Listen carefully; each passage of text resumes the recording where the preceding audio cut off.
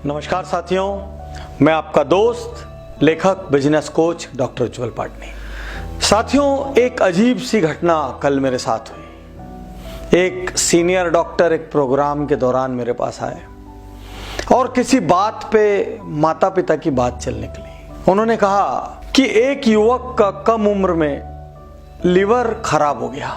जब लीवर खराब हो गया तो लीवर को ट्रांसप्लांट करते हुए इस बात की पूरी संभावना रहती है कि यदि कोई दूसरा जिससे सारी फॉर्मेलिटीज मैच कर जाए, वो यदि अपना आधा लीवर दे दे तो उस आधे लीवर को ट्रांसप्लांट करके बाद में उस व्यक्ति की जान बचाई जा सकती है। उसने कहा पूरे परिवार में कोई भी उस युवक को लीवर देने को तैयार नहीं हुआ, जबकि उसकी मां, जिसको वो बहुत साल से अपने साथ नहीं रख रहा था, बहुत साल से जो तकलीफ में जी रही थी, वो बार बार मुझसे कह रही थी, साहब मेरा लीवर ले लो लेकिन मेरे बच्चे को बचा लो, मेरा लीवर ले लो, कैसे भी इसकी जान बच जाए, मेरी चली भी जाए तो कोई दिक्कत नहीं। और उस वक्त जो उस युवक के चेहरे पे भाव आ रहे थे, उन भावों को मैं भूल नहीं पा रहा हूं। साथियों, आज मैं आपसे पूछता हूं, क्या आप अपने माता पिता की वाकई परवाह करते हैं?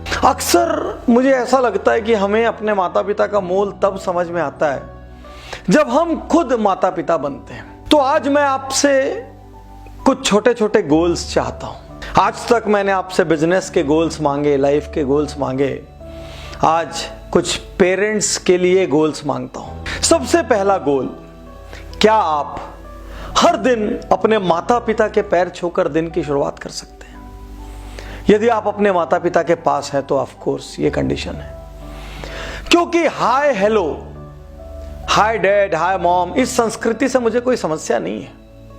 मेरे बच्चे भी करें तो मुझे कोई समस्या नहीं है, लेकिन रेस्पेक्ट और क्लोजनेस, पैर छूने से रेस्पेक्ट और गले लगने से क्लोजनेस, ये दोनों का मिश्रण हो जाए तो जीवन कितना सुंदर हो जाए।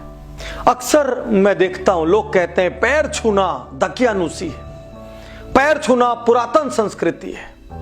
मैं ये मानता हूं, मां बाप के पैर छूना, उनका आशीर्वाद लेना, ये कभी पुरातन संस्कृति नहीं हो सकती। ये हमारा डीएनए है, ये हमारे कण कण में है। इसलिए मैं कहता हूं, वेस्ट की अच्छी चीजों को तो अपनाइए, लेकिन अपनी अच्छी चीजों को मत छोड़िए और हर दिन अपने माता पिता के पैर छू के दिन की शुरुआत करिए। उनसे मिलने वाला निश्चल आशीर्वाद आपको जीवन में बहुत बहुत बहुत मदद करेगा, क्योंकि उनकी दुआएं ऐसी दुआएं हैं जिसमें कोई स्वार्थ नहीं होता।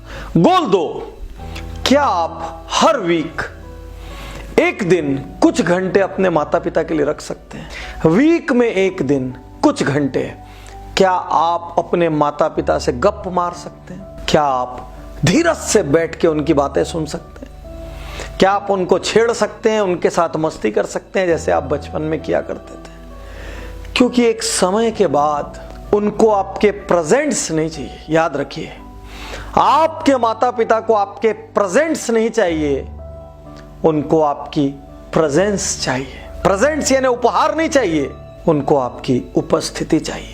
गोल 3, क्या आप हर साल अपने माता पिता के साथ उनकी पसंद की किसी एक जगह पर घूमने जा सकते हैं?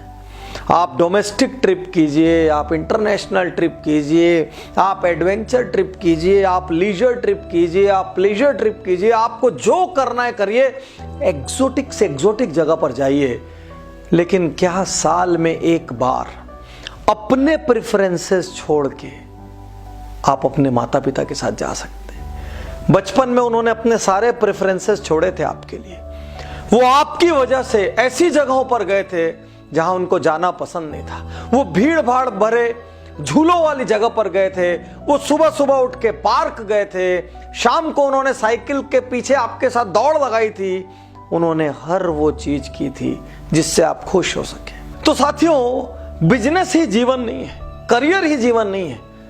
करियर और रिलेशनशिप में बैलेंस होना चाहिए। 3 चीजें सबसे महत्वपूर्ण है जीवन में, एक हेल्थ, दूसरी रिलेशनशिप्स और तीसरा करियर या बिजनेस। इसमें कोई भी एक चीज दूसरे के लिए दांव पे नहीं लग सकती।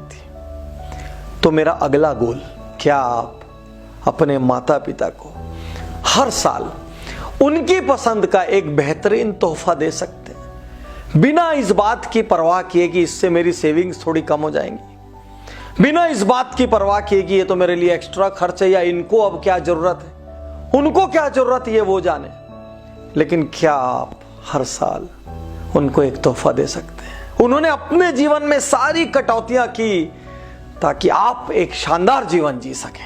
अगला गोल, क्या आप अपने माता पिता के दान करने के लिए थोड़ी सी धनराशि, थोड़ा सा फंड अलग कर सकते हैं, क्योंकि एक उम्र के बाद उनकी इच्छा होती कि वो मंदिर में, मस्जिद में, गुरुद्वारे में, चर्च में किसी हम उम्र को जो तकलीफ में है उसको कहीं दान कर सके, घर में किसी नौकर को, किसी काम वाली बाई को अपने हाथों से कुछ दे सके और आपसे ना मांगना पड़े।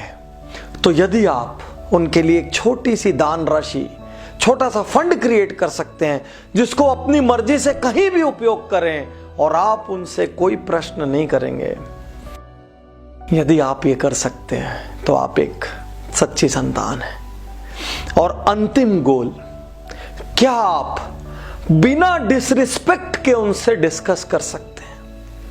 मुझे बहुत अफसोस होता है जब डिस्कशन के बीच में जनरेशन गैप के नाम पर, कभी परफॉर्मेंस के नाम पर, कभी सोचने के तरीके के नाम पर लोग अपने से बड़ों का अपमान करते हैं, अनादर करते हैं। आपको असहमत होने का अधिकार है, अपमान करने का नहीं है। आपको अलग राय रखने का अधिकार है, अनादर करने का नहीं है।